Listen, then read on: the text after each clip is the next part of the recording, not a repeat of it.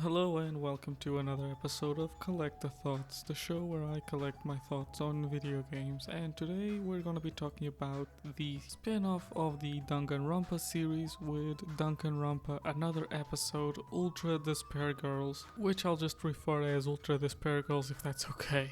And a spin-off this very much is, as Ultra Despair Girls doesn't really play like anything in the Danganronpa universe, playing with two main characters in which one of them plays like a survival horror game while another plays like a hack and slash game, with the game also having some light puzzle elements. It is quite hard to place this game down because it is pulling from so many genres, but I do think that the survival horror with the management of ammo and the light puzzle solving does put me in that this is Resident Evil 4 with much more anime. For starters, I guess we can address how that works, especially given that both characters you play as in this game play quite differently. First we have Kumaru Naegi. She's the younger sister of Makoto Naegi, the main character of the first Danganronpa game, and she plays like the survival horror side of the game. She has this special weapon which is like a megaphone gun, and this gun has various different types of ammo that are used to, destroy the enemies, which here are mostly represented as Monokuma like. If you don't know who Monokuma is, he's the very recognizable bear from the Danganronpa franchise, which you'll probably seen if you looked at any art for the games. Regardless, there's various types of Monokumas, some that fly, some that spin, some that, walk on four paws.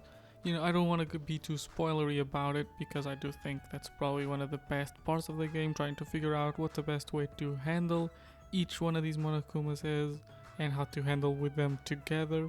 But you can probably get the idea that some types of ammo are more effective against certain types of enemies, or in this game's case, more precisely the best way to either paralyze or attract the enemy into a position that is a lot more convenient to shoot them. Since there's only a couple actually damage dealing attacks, with most of them doing things like make the character dance, which is useful to attract other enemies, or one of the very later ones that allows you to control the enemy, which also allows you to attack with that enemy, which can be pretty useful, especially in the more puzzly bits, which I'll mention a bit later. Also, I don't feel it's a spoiler to tell you, even the later ammo and munitions you get, because at the beginning of the game you basically get to play with a fully complete gun, and it really just allows you to try out all the different types of ammo before the game even really begins, which is an odd choice. I think that's more of a sequel thing to do. You probably know what I'm talking about when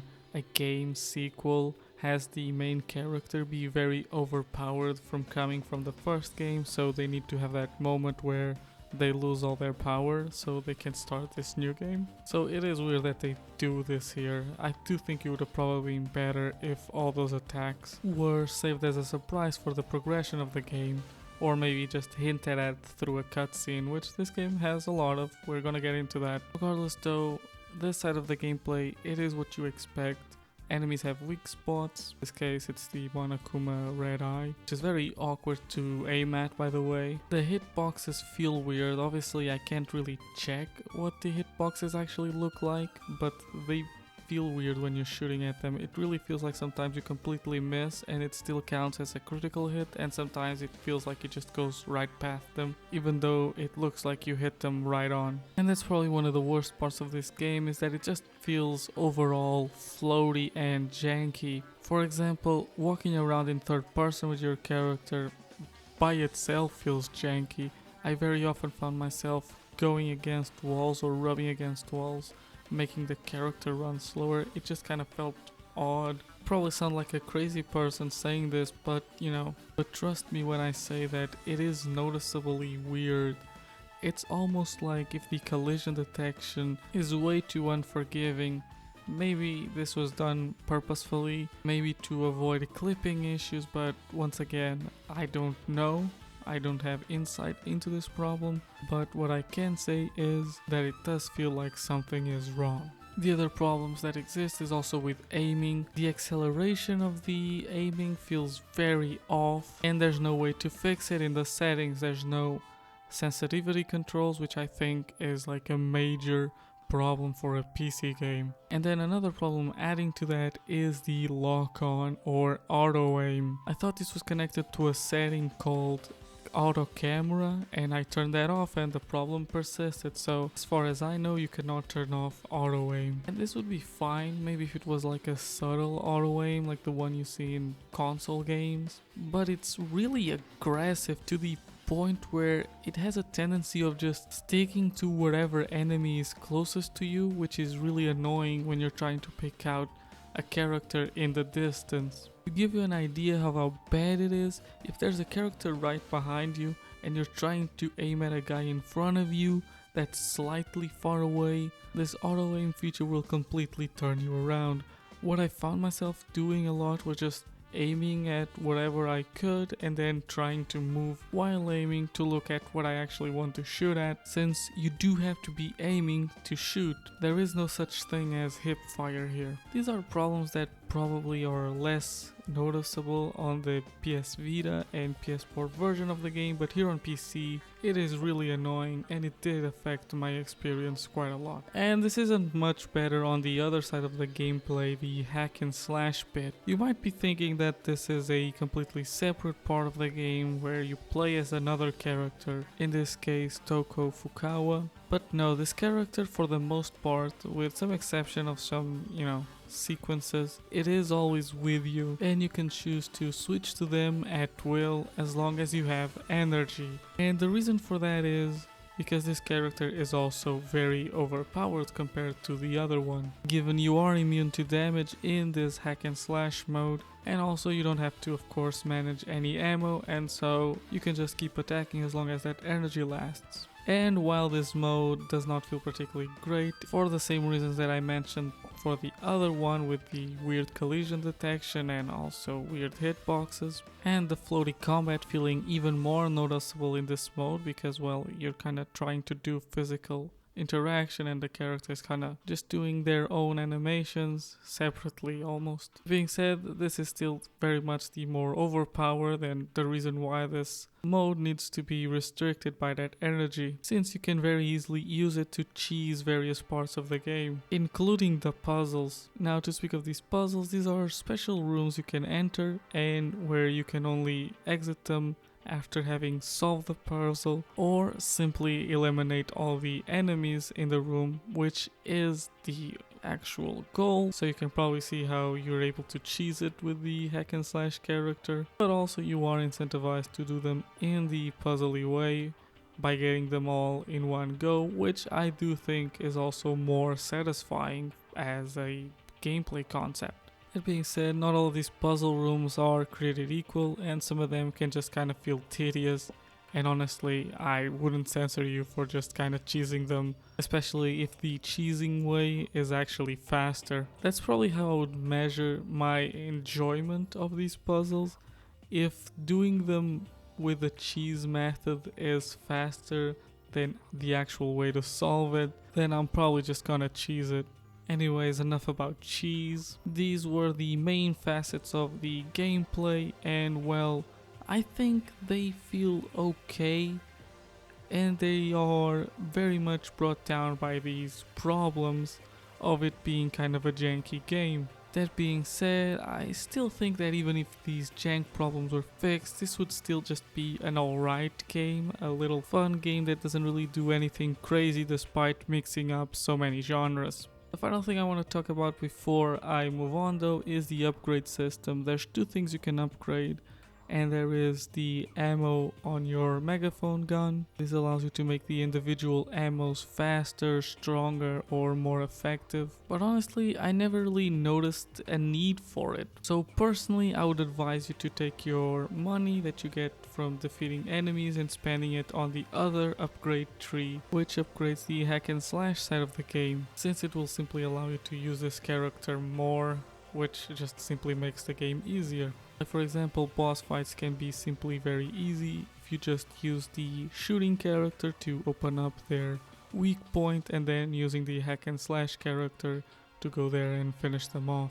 Especially easy since it doesn't take damage, which honestly kind of ruins the boss fights as well, since it does make them for the most part kind of mindless, despite them having quite nice design, even if very video gamey and simple in a lot of ways, which by that I mean opening up their weak spot and then doing damage, which you've definitely seen before. Now the next thing I want to talk about is the difficulty before we move on to the actual story. And this is a simple one. This game is very easy or normal. Ammo gets given to you very often, and even though you have very low health for most of the game, even when you lose all your health, you still get a chance to do a quick time event which will just bring you back if you can hit it right. And honestly, it's not that hard to hit it right. It does get faster and therefore harder the more you die, but also, how often is that gonna happen if the overall game already isn't very hard? So overall, my recommendation would be play on hard, but even then I do think that would just be a very normal experience. So if you're looking for a more challenging game, maybe look elsewhere. Now the story, I'll be honest, I've been consuming quite a lot of Danganronpa content, specifically some of the novels and some of the novels that come with the games, and I'll be honest, I'm a bit tired of learning about the outside world of the Danganronpa universe. I've definitely learned in recent time that I much prefer the story of the games, these death games, rather than the actual events that led to these games happening. And Ultra Despair Girls taking place between Danganronpa 1 and 2, it kinda is a bit of a mix of both, with returning characters from both 1 and 2, which I guess they're technically not returning from 2, they're characters before the game 2. Regardless, they're the characters you've seen before because those games came out before this one. And that's probably the best part of the story, seeing what these characters were up to in between games. But then the rest of the game also exists. One of my biggest problems with the Danganronpa story outside of the main games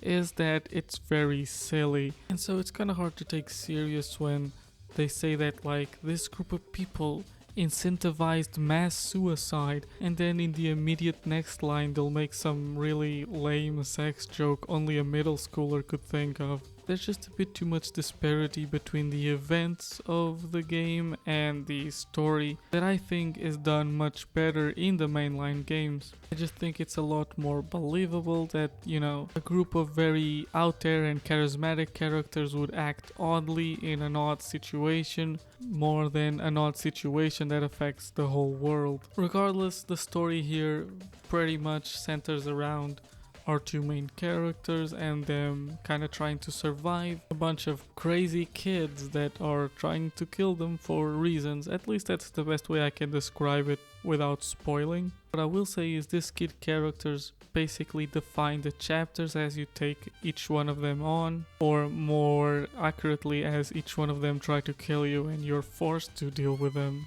Which is fine, it just feels a bit formulaic. It feels like there's chapters because other Danganronpa's games also work in chapters, rather than there being a really good reason for it here. If anything, it just makes it more video gamey and segmented in that way. Also, total aside, but I also found it a bit odd that there were too many lolly jokes. I know that's an anime thing. Regardless, I did feel a bit awkward listening to some of this stuff. Also, my other problem with the story, in not so much doing with the quality of it so much as the length of it. This game has what I would call Metal Gear Solid 4 syndrome, where cutscenes go on for longer than the gameplay, and it can feel a bit draining, especially if you're not that big into the story in the first place. But I can also see how this would be, a positive for a lot of people who maybe don't care about the gameplay, which I very much understand in this case, and just want to experience the story. Kinda like the game I just mentioned, Metal Gear Solid 4. Regardless though, I do think this is the diverging point for most people playing this game on whether or not they like it. Since I think most people will probably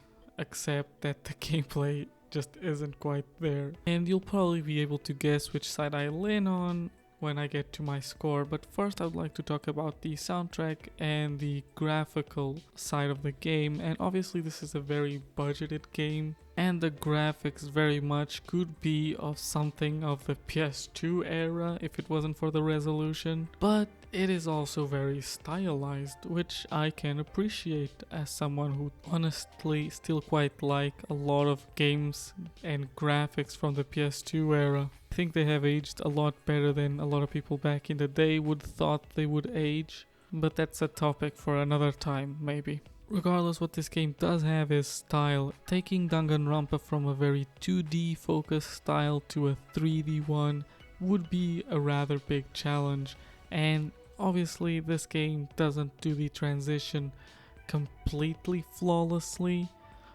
but it does do well enough that this world feels cohesive and interesting to look at least, especially since the game does embrace its origins and it does have quite a lot of 2D assets and hand-drawn assets in the game fused with the 3D. I do think that the contrast between them though can be a bit odd and distracting, but overall it is an alright compromise, and I do think the game looks alright. It's not amazing, but I also don't think it's just like another one of those anime games on Steam that just throw a bunch of assets together, which I'll be honest, I kinda thought this would be before playing it. Moving on though, another place where this budget becomes very apparent is in the soundtrack. It doesn't sound bad, but it's definitely just okay as well, with most of its better tracks definitely being taken from other Danganronpa games. And overall, that's kind of my opinion on this game as a whole. I do think that most of what it gets good, it gets from the other Danganronpa games, and the things that it's trying different here as a spin-off kinda have a tendency to be very more miss than hit, if you know what I mean. And I think even people that enjoy this game for the story could probably agree. But I'll be honest, I myself, I'm not hugely into that story. While I think it has some entertaining moments and some good development for the characters we already know, I don't think that the new characters are all that interesting, and I think that the overall story isn't all that important in the grand scheme of things, in my opinion, which I know a lot of people will disagree with, and that's fine. Regardless, this is my video and this is my opinion on this game, and for those reasons and everything I talked about before, I am giving Danganronpa Another Episode Ultra Despair Girls a 5 out of 10. It's a middle of the road score, it's not bad, it's not good, and that's how I feel about it. Recommendations wise though, if you don't like Danganronpa, then definitely just forget this one. It's not gonna change your mind on Danganronpa at all. It's also definitely not how you should get into the series, because it's not like actual Danganronpa. So that being said, who do I recommend this game to? And probably people who enjoyed the novels and the world outside of the Danganronpa games.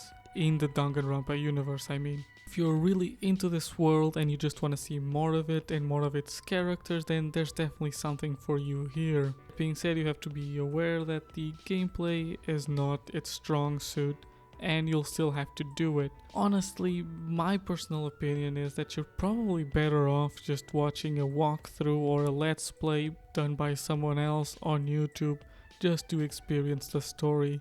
And honestly, looking up online, that does also seem to be the opinion of quite a lot of Danganronpa fans. It definitely does come off a lot cheaper. Regardless of what your decision is though, I hope that you enjoyed watching, and if so, remember to like, subscribe, comment, dislike as well, that doesn't really matter anymore. All the things you can do for free here on YouTube, and regardless of that, I hope you're having a good day and don't fall into despair. Goodbye.